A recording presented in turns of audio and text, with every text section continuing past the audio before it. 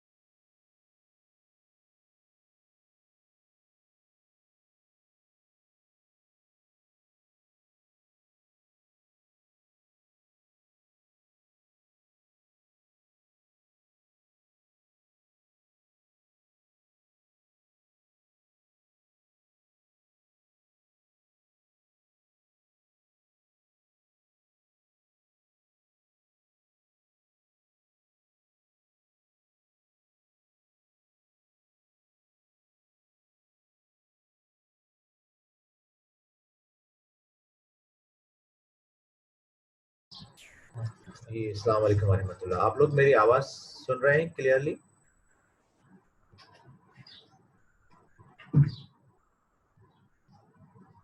Okay, thank you. ठीक।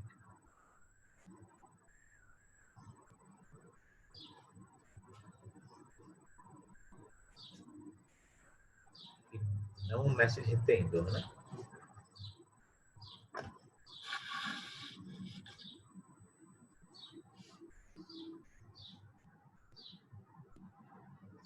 अच्छा, वो किथे आहे? एडमिशन जी ज़रूरत है।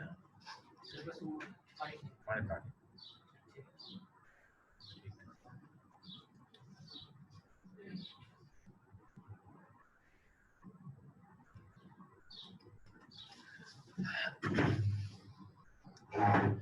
जी, बिस्मिल्लाहिर्रहमानिर्रहीम। हम शुरू कर रहे हैं अपना आज का जो टॉपिक है। अच्छा, ये जो मेरे ख्याल में वो लोग जिन्होंने मेरी पीबीएल्स फर्स्ट वाली पीबीएल्स आपके कुछ ग्रुप ने अटेंड की हैं, तो उनके लिए रिवीजन हो जाएगा।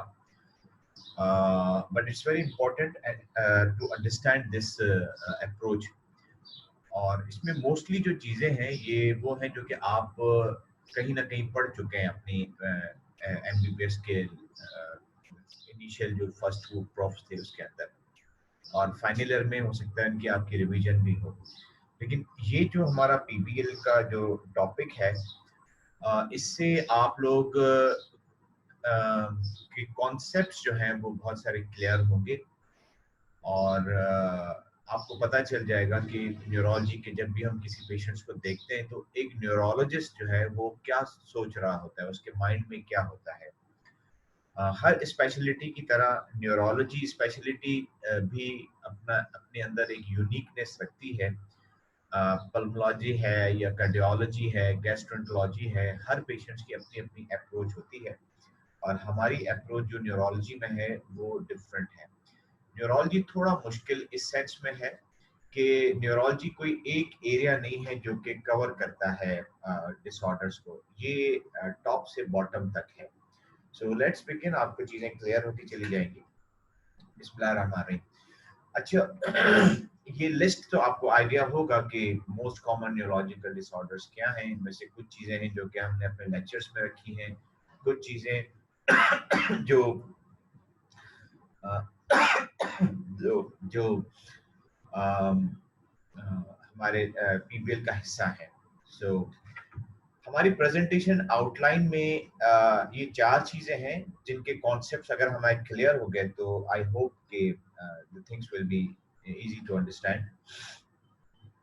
हम पहले ये समझने की कोशिश करेंगे, क्योंकि न्यूरोलॉजी का जो बेसिक रूल है वो ये है, इसके बगैर आप न्यूरोलॉजी में आगे नहीं चल सकते। वो ये है कि जब भी कोई पेशेंट किसी भी प्रॉब्लम के साथ आता है तो हमारे लिए पहला क्वेश्चन ये है कि ये प्रॉब्लम को हम कहाँ पर लोकलाइज करें, वेयर इज द लीजन। और उसके बाद जो दूसरा क्वेश्चन आता है कि ये क्या हो सकता है, ये पैथोलॉजी क्या है, इसकी डिजीज का नाम हम देते हैं। This is very important. और इनफैक्ट जब मैं कहता हूँ कि न्यूरोलॉजी सारी हमारी इस दो सवालों के इर्द गिर्द घूम रही है, वेयर इज द लीजन, माने we have to localise, and what is the lesion, उसके बाद फिर आप डिजीज का नाम देते हैं, पैथोलॉजी क्या है। फिर न्यूरोलॉजी के अंदर हम क्योंकि पेशेंट्स को एग्जामिन करते हैं तो एग्जामिनेशंस में हमें साइंस मिलती है, और ये जो साइन हमें मिलेगी जिसको मैंने अपर मोटर न्यूरॉन साइन और लोअर मोटर न्यूरॉन साइन का नाम दिया है, तो ये अपर मोटर और लोअर मोटर न्यूरॉन साइंस हमें हेल्प करती है लीजन्स को लोकलाइजेशन में। तो हमारे पास आने वाली स्लाइड्स में हम देखेंगे कि हम कहाँ कहाँ लोकलाइज कर सकते हैं। तो जितने भी लोकलाइजिंग हमारे पास एरियाज हैं न्यूरोलॉजी के अंदर, उनको हम grossly central nervous system localisation और पेरिफेरल नर्वस सिस्टम लोकलाइजेशन में डिवाइड करते हैं। और ये जो सेंट्रल नर्वस सिस्टम को लोकलाइज करने के लिए हमारे पास क्या टूल्स हैं, जब अगर लीजन सेंट्रल नर्वस सिस्टम का होगा तो we will get the upper motor neuron signs, और अगर पेरिफेरल नर्वस सिस्टम का लोकलाइजेशन है तो हम we will get the lower motor neuron signs and examination. और बहुत इंपॉर्टेंट जो चीज है न्यूरोलॉजी के अंदर, मोस्ट ऑफ द डिजीज जो कहीं पर भी हम लोकलाइज करते हैं, और या लोकलाइजेशन पॉइंट ऑफ व्यू से और पैथोलॉजी या डिजीज के पॉइंट ऑफ व्यू से, ज्यादातर डिसऑर्डर्स का अपना एक पैटर्न होता है, और उस पैटर्न को अगर हम रिकॉग्नाइज करें तो वो भी हमें डिजीज लोकलाइजेशन में और डायग्नोसिस में हेल्प करती है। तो अगर आप में से कोई न्यूरोलॉजी में इंटरेस्टेड हो, तो अगर इन चार चीजों को आप समझ लें तो आई बिलीव कि आपको न्यूरोलॉजी को समझना, पढ़ना, प्रैक्टिस करना बहुत आसान हो जाएगा, and you will do the safe practice. So first questions मैंने आपको बताया कि where is the lesion and what is the lesion. ये हमें टू क्वेश्चंस को आंसर करना होता है।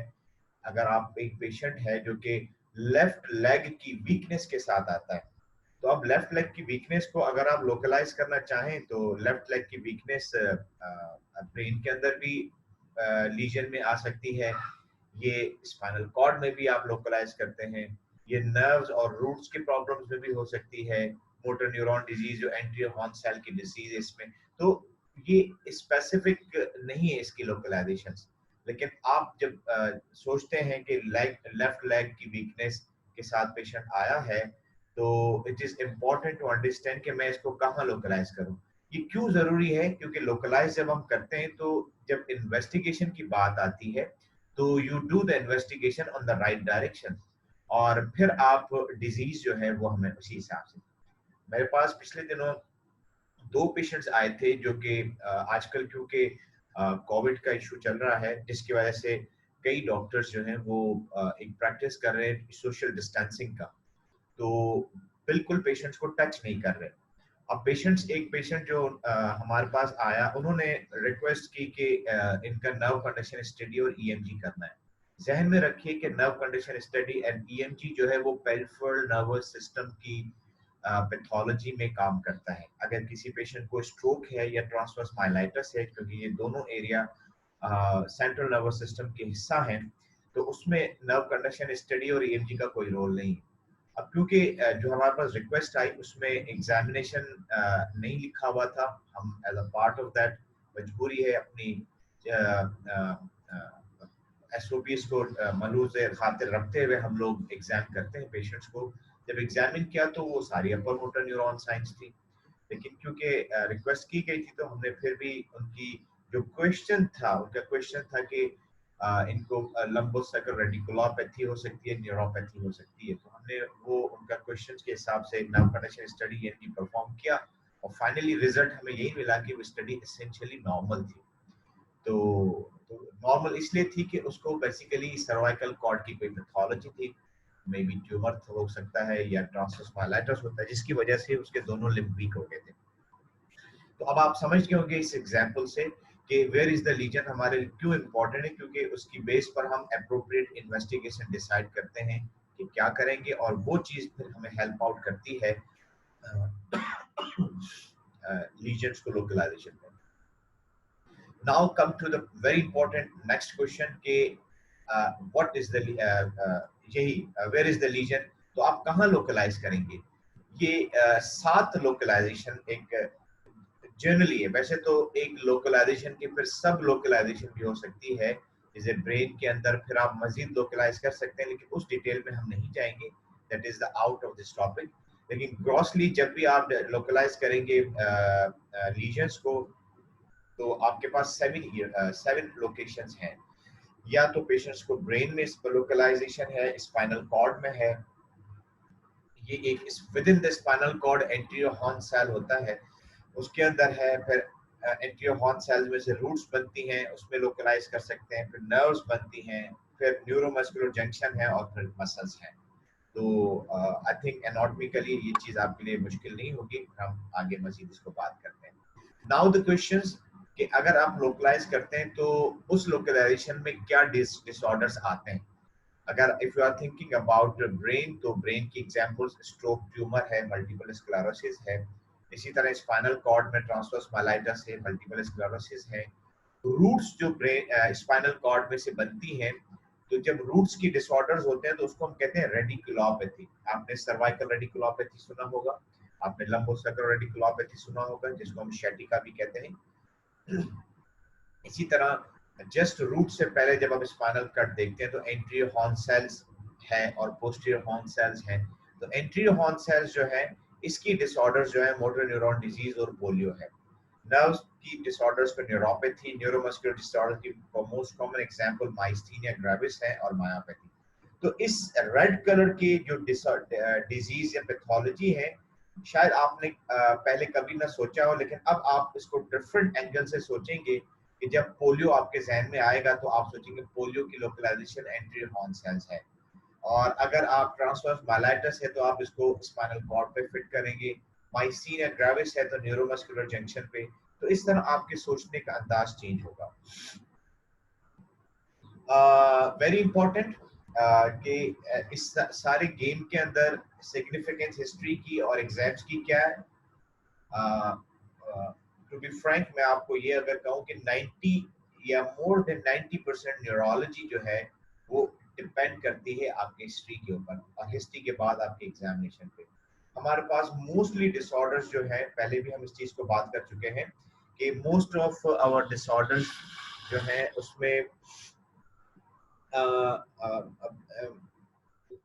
जितने भी इन्वेस्टिगेशंस होती हैं वो आपकी सपोर्टिव इन्वेस्टिगेशन है। सपोर्टिव इन्वेस्टिगेशन हम उनको कहते हैं जो कि आपके क्लिनिकल इंप्रेशन को इम्प्रूव करें, लेकिन अगर वो नॉर्मल आ जाए तो आप रूल ये नहीं कहेंगे कि प्रॉब्लम नहीं है। से फॉर एग्जांपल एक पेशेंट एपिलेप्सी या सीजर्स के साथ आता है, आपकी अवेलेबल इन्वेस्टिगेशंस क्या हो सकती हैं? सीटी है, या एमआरआई ब्रेन है, ईईजीज है, मेटाबॉलिक वर्कअप है, इन्फेक्शन है तो सीएनएस के लिए आपने लंबो पंक्चर किया। लेकिन ये सारी चीजें नॉर्मल भी आ सकती है। मैं कह चुका हूँ पहले भी कि 70% और इवन अबव दैट आपके पास जितने भी एपिलेप्सी या सीजर्स के पेशेंट आते हैं वो इडियोपैथिक होते हैं। तो अगर इन्वेस्टिगेशन नॉर्मल है तो क्या आप ये तो नहीं कहेंगे कि ये सीजर्स है, एपिलेप्सी नहीं है? No, you have to go with your clinical impression. इसी तरह इवन आपने माइस्थीनिया ग्रेविस है, बहुत बड़ी डिसऑर्डर है। माइस्थीनिया ग्रेविस के जो टिपिकल टेस्ट हैं वो एसिटाइलकोलिन रिसेप्टर एंटीबॉडीज हैं, वो भी नेगेटिव हो सकती है। नर्व कंडीशन स्टडी में हम रेपिटेटिव नर्व स्टिमुलेशन टेस्ट करते हैं, वो भी नॉर्मल हो सकता है। और भी अगर कोई सपोर्टिंग टेस्ट हो सकता है इसका तो वो भी नॉर्मल होगा। तो ultimately you have to go with your clinical impression, और क्लिनिकल इंप्रेशन आप डेवलप करते हैं मेडिकल हिस्ट्री से और न्यूरोलॉजिकल एग्जाम। हिस्ट्री बेसिकली आपको क्लू देती है कि आप कहाँ लोकलाइज करेंगे जनरल। और एक पेशेंट आपके पास आता है वॉकिंग प्रॉब्लम के साथ, वो नहीं बता रहा आपको कि भाई कहाँ है, और वॉकिंग प्रॉब्लम में आप जब पूछ रहे होते हैं तो वो कहता है कि डॉक्टर साहब मैं जो अगर बैठा हूँ तो उठने में दुश्वारी होती है मुझे, अदरवाइज चप्पल वगैरह मैं पहनता हूँ तो बिल्कुल ठीक है, मुझे कोई इशू नहीं है। और इसी के साथ जब मैं चलता हूँ तो मुझे उसमें भी दुश्वारी होती है, सीढ़ियाँ चढ़ने में दुश्वारी होती है। तो ये बेसिकली आपको बता रहा है कि लोअर लिम्ब की प्रॉक्सिमल मसल्स की वीकनेस है, क्योंकि यही प्रॉक्सिमल मसल्स होते हैं जो कि सीढ़ियाँ चढ़ने में हेल्प करते हैं। यही प्रॉक्सिमल मसल है जो कि पेशेंट बैठा है तो हमें हेल्प करते हैं। तो ये आपको क्लू दे रही है हिस्ट्री कि इस पेशेंट को प्रॉक्सिमल मसल्स वीक हैं। फिर जब आप एग्जामिनेशन करते हैं तो एग्जामिनेशन में आप एग्जामिनेशन के अंदर आप अपर मोटर न्यूरॉन साइंस और लोअर मोटर न्यूरॉन साइंस के बेस पर डिसाइड करते हैं कि पेशेंट्स का लोकलाइजेशन कहाँ करनी है। तो ये चीजें हिस्ट्री और एग्जामिनेशन आपको फर्दर नैरो डाउन करती हैं आपकी लोकलाइजेशन को। किसी भी डिजीज का न्यूरोलॉजी में एक पैटर्न होता है और इस डिजीज इसको मैं ज्यादा डिस्कस नहीं करूंगा, लेकिन सिर्फ मैं ये बताऊं, कल हमने परसों बल्कि फर्स्ट लेक्चर था उसमें स्ट्रोक था। स्ट्रोक को हमने ट्यूमर से कैसे डिफरेंशिएट किया था। स्ट्रोक में हमने पढ़ा था कि ऑल सडन ऑनसेट होता है और सडन ऑनसेट के बाद फिर जो है पेशेंट ये देखिए जैसे सडन ऑनसेट हुआ फिर आहिस्ता आहिस्ता रिकवरी होती है और अब वो रिकवरी 100% भी हो सकती है, पेशेंट वापस बेस लाइन पे आएगा या वो ग्रेजुअली इंप्रूव होते होते होते होते बेस लाइन पे आ जाएगा। लेकिन उसका पैटर्न क्या है? पैटर्न उसका ये है कि वो सडन इन ऑनसेट होगा। और अगर किसी पेशेंट्स को स्पेस ऑक्यूपाइंग रीजन है ब्रेन के अंदर तो वो इस तरह उसका पैटर्न होगा, slowly gradually Aahista Aahista Aahista Aahista deficit बढ़ता चला जाएगा। तो we call it the temporal pattern. Temporal से मतलब टाइम बाउंड से टाइम रिलेटेड, टाइम के साथ किसी भी डिजीज की क्या रिलेशनशिप हो सकती है उसको हम टेम्पोरल पैटर्न कहते हैं। Now come to our second part कि हमने अभी जितनी 7 लोकलाइजेशन पढ़ी हैं उनको हमने फिट करना है कि इनमें से कितनी सेंट्रल नर्वस सिस्टम में आती हैं और कितनी पेरिफेरल नर्वस सिस्टम में। ये फिट करना इसलिए जरूरी है ताकि हमें जो एग्जामिनेशन में अपर मोटर न्यूरॉन साइंस और लोअर मोटर न्यूरॉन साइंस मिलेंगी वो हमने इसमें यहाँ एडजस्ट करनी है। सेंट्रल नर्वस सिस्टम में आप ध्यान में रखें ब्रेन और स्पाइनल कॉर्ड आते हैं, जबकि पेरिफेरल नर्वस सिस्टम के अंदर स्पाइनल कॉर्ड है, रूट्स हैं, नर्व्स हैं। अच्छा, नर्व्स दोनों हैं, वो नर्व जो कि ब्रेन से निकलती हैं और वो नर्व जो कि स्पाइनल कॉर्ड से निकलती हैं। तो चाहे नर्व्स ब्रेन की हो, क्रेनियल नर्व्स या स्पाइनल नर्व्स हो, वो दोनों की दोनों पेरिफेरल नर्वस सिस्टम का हिस्सा है। फिर न्यूरोमस्कुलर जंक्शन और मसल्स, तो ये पेरिफेरल नर्वस सिस्टम का हिस्सा है और ये सेंट्रल नर्वस सिस्टम का हिस्सा है। नाउ आप पहले हम इसको समझते हैं कि कौन सी साइंस है जिसको हम अपर मोटर न्यूरॉन साइंस कहते हैं और किसको लोअर मोटर न्यूरॉन। सो जब अच्छा ये अपर मोटर और लोअर मोटर न्यूरॉन साइंस जो इसके बारे में हम जिक्र करते हैं न्यूरोलॉजिकल एग्जामिनेशन में, कि हमारे पास जो हायर मेंटल जो सीक्वेंस है एग्जामिनेशंस के उसमें हायर मेंटल फंक्शन है, क्रेनियल नर्व्स हैं, फिर मोटर सिस्टम है, फिर सेंसरी सिस्टम है, फिर सेरिबेलम है। ये जो मोटर सिस्टम है उसके अंदर जो हम एग्जामिनेशन करते हैं उनमें से हमें अपर मोटर न्यूरॉन साइंस और लोअर मोटर न्यूरॉन साइंस मिलती हैं। तो इसमें जो इम्पोर्टेंट साइंस है या जो चीजें हम देखते हैं उसमें बल्क है, टोन है, पावर है, रिफ्लेक्सेस हैं। रिफ्लेक्सेस वो जिसको हम कहते हैं डीपीआर, डीप टेंडर रिफ्लेक्सेस, और प्लांटर्स हैं और क्लोनस है। तो अगर पेशेंट्स किसी का टोन बढ़ा हुआ है, डीप टेंडर रिफ्लेक्सेस ब्रिस्क है, प्लांटर्स अप गोइंग है, तो you will label it as a upper motor neuron sign. और ये बिल्कुल अपोजिट अगर इसके हो जाए, किसी को हाइपोटोनिया या नॉर्मल टोन रिफ्लेक्सेस जो है नॉर्मल है या लोअर साइड जो हाइपोरिफ्लेक्सिया है या प्लांटर्स डाउन गोइंग है, तो आप उसको लेबल करेंगे this is lower motor neuron signs.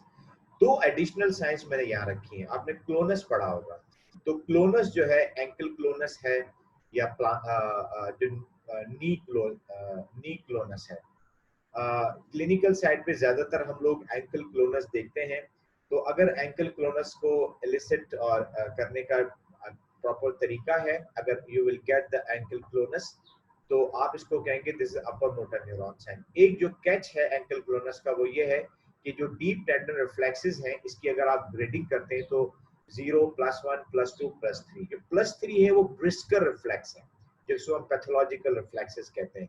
और अगर किसी पेशेंट्स के रिफ्लेक्सेस ब्रिस्क हों और उसके क्लोनस भी पॉजिटिव हो तो फिर हम उसको +4 का नाम देते हैं। इसीलिए कभी अगर आपसे कोई वाइवा में पूछे या बैक साइड पे पूछे कि +4 डीप टेंडर रिफ्लेक्सेस का क्या मतलब है, तो आप उसे कहेंगे कि +3 deep tender reflex with GLONASS. और एक लोअर मोटर न्यूरॉन के अंदर एक साइन है जिसको हम फेसिकुलेशंस कहते हैं। फेसिकुलेशन नॉर्मली भी होती है, स्पेशली जो मसल्स बल्की मसल्स होते हैं, बाइसेप्स हैं, ट्राइसेप्स या क्वाड्रिसेप्स मसल, मेल्स के अंदर ये कॉमन होती है, फीमेल्स भी ऑब्जर्व कभी कभी करते हैं कि उसमें स्पॉन्टेनियसली जो मसल जो है वो ट्विचिंग शुरू हो जाती है। स्पॉन्टेनियस मसल्स ट्विचिंग होती है और कुछ सेकंड्स के बाद सेट हो जाती है। तो ये नॉर्मल फिनोमेना है, लेकिन कुछ डिसऑर्डर्स ऐसे हैं जो कि पेरिफेरल नर्वस सिस्टम के, जिसमें फेसिकुलेशंस मिलती हैं, और इसमें जो टॉप पे जो हमारे पास डिसऑर्डर आते हैं वो एंटीरियर हॉर्न सेल का जो मोटर न्यूरॉन डिजीज है उसके अंदर यू विल गेट द फेसिकुलेशंस। तो ये ज़हन में रखिएगा। नाउ अभी मैंने आपको बताया कि न्यूरोलॉजिकल एग्जामिनेशंस में ये चीज़ें होती हैं, तो kindly this is not the topic to be covered here, neurological examination. मैं कोशिश कर रहा हूँ कि एक प्रेजेंटेशन बना लूँ, and it's a very time consuming, लेकिन वी होप सो कि एक प्रेजेंटेशन में बना के रख लूँ, और अगर कोशिश होगी कि वो ऑनलाइन भी मैं उसको अपलोड कर दूँ जिसमें न्यूरोलॉजिकल एग्जामिनेशंस में हम बात करें। तो this is just for a part of the touch of this discussion. Her disease के अंदर, हर टॉपिक्स के अंदर, हर स्पेशलिटी के अंदर इंडिविजुअली कुछ रेड फ्लैग्स होते हैं। रेड फ्लैग्स का क्या मतलब है? रेड फ्लैग्स का मतलब है कि अलार्मिंग साइन। से फॉर एग्जांपल एक पेशेंट है, हेडेक के साथ आता है। हेडेक वाला पेशेंट जो है, हेडेक की अगर हम पैथोलॉजी में जाते हैं तो एक कुछ बिनाइन हेडेक्स होते हैं और कुछ जो है वर्स हेडेक होते हैं। तो नॉर्मली अगर आपको किसी भी पेशेंट्स के अंदर कुछ कुछ साइंस मिले जो कि आपको सोचने पर मजबूर कर दें कि ये कोई सीरियस चीज है, तो फिर उसको हम कहते हैं कि these are the red flags of headache. इस तरह स्ट्रोक के रेड फ्लैग्स हैं, न्यूरोपैथीज के, हर डिजीज के हैं। तो रेड फ्लैग्स मींस सम अलार्मिंग साइंस जो कि आपको अलर्ट कर दें कि something is wrong is going behind this thing. So symptoms that may indicate serious underlying condition, उनको हम red flag कहते हैं। Different for each body system, बता दिया मैंने आपको। और सब रेटिनल हेमरेज भी हेडेक करता है और सिंपल माइग्रेन भी हेडेक करता है। लेकिन सीवियर हेडेक हो और जिसके लिए पेशेंट कहे कि this headache is the worst headache of my life, तो आप think about the sub retinal. बहुत सारी चीजें, ये आपके टूल्स हैं, इसको हमेशा जहन में रखें। इसमें मैं प्रिफर करता हूँ और हमेशा कहता हूँ कि आप लोग जो है ये हैमर ये वाला रखा करें। ये hammer is no more recognised और no more recommended for the examinations, क्योंकि इस हैमर के अंदर जो सबसे इम्पोर्टेंट चीज है वो ये कि इससे हिटिंग अच्छी होती है, आप रिफ्लेक्स को अच्छा हिट कर लेते हैं। इस तरह ये भी जो हैमर्स हैं, this is not recommended, this cross should come over here as well। लेकिन this one, ये मैंने अमेरिका में लोगों के पास देखा है, और जो अमेरिकन बोर्ड्स होते हैं उनके पास मैंने देखा, ये इसका साइज थोड़ा सा रिलेटिव बड़ा होता है और ये पोर्शन जो है इसमें वेट होता है, जिसकी वजह से हिटिंग इसकी अच्छी होती है। लेकिन क्लिनिकली मैंने इसको और इसको बिल्कुल यूजफुल नहीं पाया। तो अगर आप दिस इज इजीली अवेलेबल, तो इसको आप जो है यूज करें, बाकी चीजें आपकी टूल्स हैं। अच्छा, अब हम आते हैं कि कुछ साइंस आपको मैं चाहूंगा कि जरूर आइडिया होना चाहिए। जब भी मैंने आपको एक चीज बताई कि जो एक लास्ट क्वेश्चन जो हमने नीचे रखा था, जिसका नाम मैंने कहा था कि पैटर्न रिकॉग्निशन। कुछ डिसऑर्डर्स ऐसे होते हैं जिनके पर्टिकुलर पैटर्न्स होते हैं, और उन पैटर्न से आप रिकॉग्नाइज करते हैं कि you are dealing this system या दिस डिजीज। ये जो पेरिफेरल न्यूरोपैथी होती है, पेरिफेरल न्यूरोपैथी कॉमनली जो डिस्टल ये होती है लेंथ डिपेंडेंट। जिस नर्व का लेंथ बहुत बड़ी होगी वो सबसे पहले अफेक्ट होगी। अब अगर आप अपर लिम्ब और लोअर लिम्ब को देखते हैं तो लोअर लिम्ब की जो है लेंथ बड़ी है, तो इसका मतलब है वो फाइबर्स नर्व्स के जो कि लोअर लिम्ब को सप्लाई कर रहे हैं उनकी लेंथ बड़ी होगी। तो लेंथ डिपेंडेंट रूल की वजह से सबसे पहले जो पेरिफेरल न्यूरोपैथीज के पेशेंट के जो सिम्टम्स आते हैं वो सोल में और फुट में आते हैं।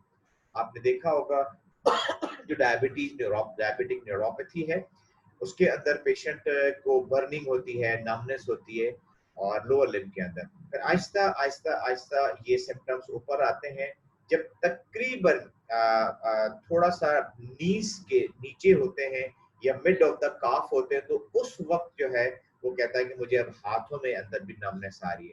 तो अगर आपको पेशेंट्स जो है कहे कि मेरे डिस्टल फीट इन्वॉल्व है, डिस्टल हैंड इन्वॉल्व है, जिसको हम ग्लव्स एंड स्टॉकिंग पैटर्न कहते हैं। ये आपको पता होगा कि वेस्टर्न फीमेल्स जो है सॉक्स लंबे वाले और ग्लव्स पहनती है बड़े वाले, तो वो उस पैटर्न को जो है रखते हुए इन्होंने नाम दिया ग्लव एंड स्टॉकिंग पैटर्न। तो अगर कोई ग्लव एंड स्टॉकिंग पैटर्न के अंदर आपको सिम्टम्स की कंप्लेन कर रहा हो और बर्निंग, नमनेस, पैरेस्थीसिया, तो फिर आप उसको कह सकते हैं दिस इज ये पैटर्न पेरिफेरल न्यूरोपैथी का है।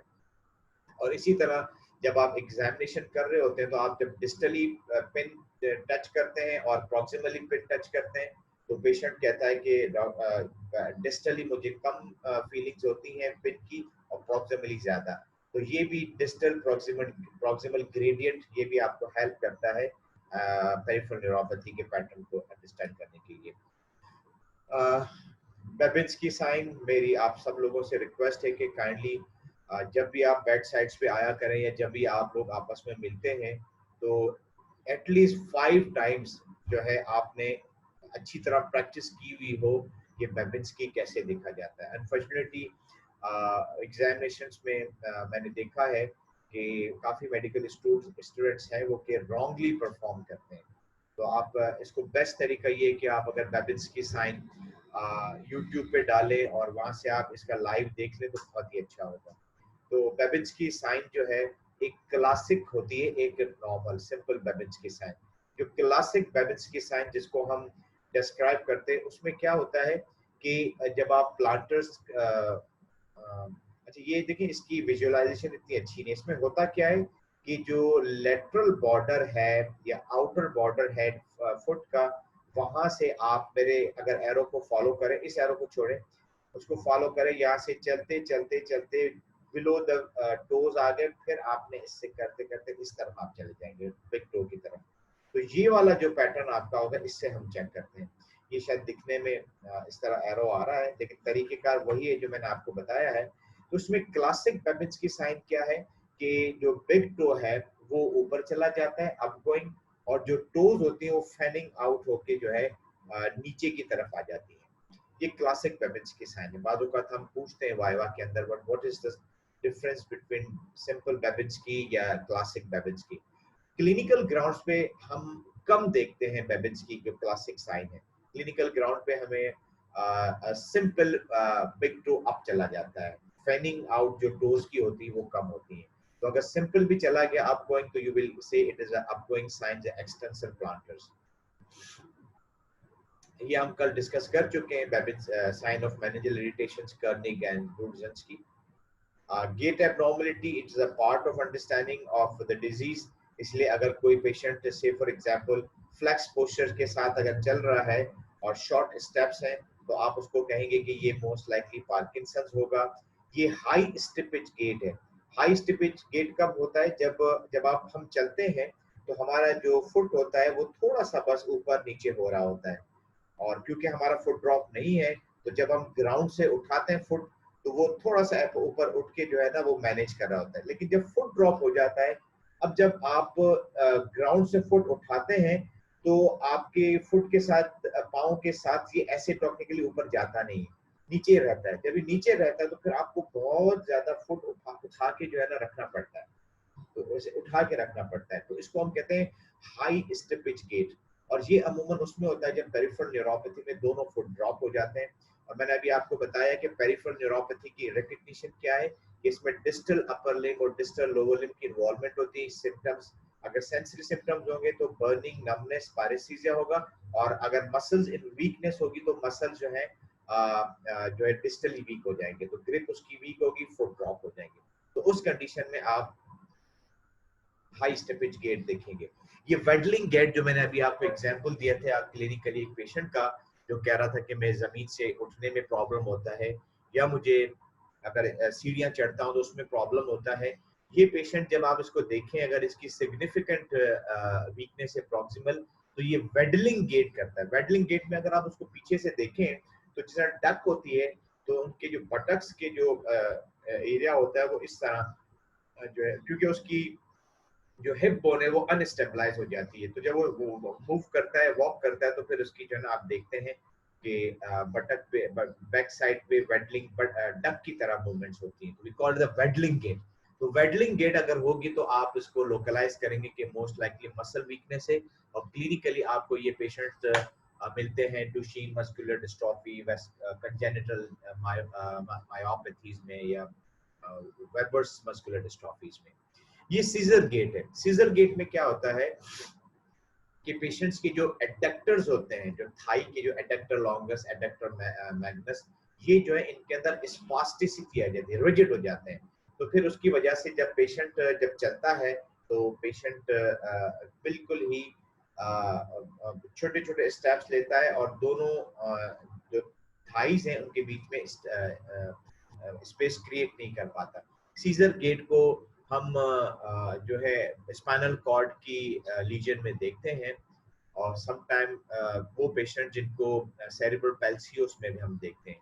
ये स्पास्टिक गेट है। स्पास्टिक गेट भी बाजू कदम सीजर और स्पास्टिक दोनों कॉम्बिनेशन में भी देखते हैं, और स्पास्टिक गेट में दोनों लोअर लिम्ब जो है वो स्पास्टिक होता है, बिल्कुल रिजिड होते हैं, तो पेशेंट जो है ना इस तरह चल रहा होता है बिल्कुल सीधा स्ट्रेट होके।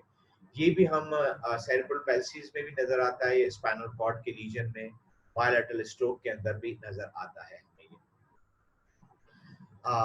अब इन सारी चीजों के बाद आई आई आई अंडरस्टैंड कि आप लोगों को बैकग्राउंड आइडिया हो गया होगा।